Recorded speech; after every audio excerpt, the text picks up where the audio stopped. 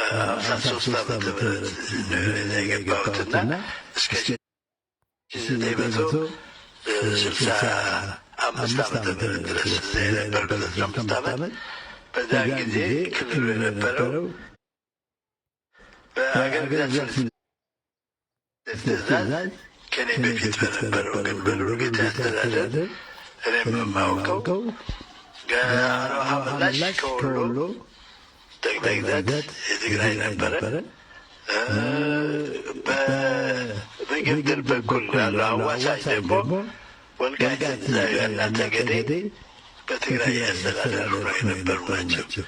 እነዚህ ሁለቱ በአገር ግዛት ትእዛዝ በ1948 ዓመተ ምህረትና በ1949 ዓመተ ምህረት ከሁሉም ያው እስከ ድረስ ቆቦ ድረስ እንዲሆን በመገብተር የነበረው ደግሞ ተከዜ እንዲሆን የትግራይ ወሰን የሚል ትእዛዝ የወጣው ከአገር ግዛት ሚኒስቴር በእነዚህ 2 ዓመተ ምህረት ነው።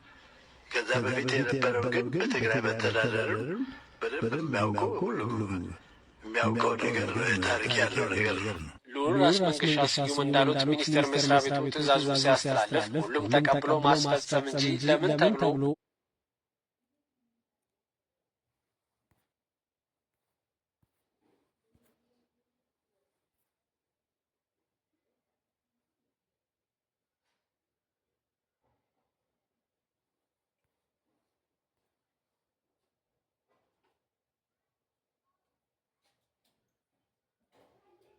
ሀምሳ ሦስት ዓመተ ምህረት የገባሁትና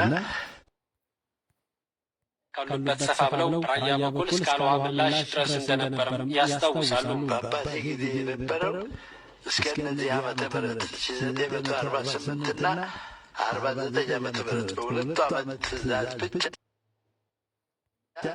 በአገር ግዛት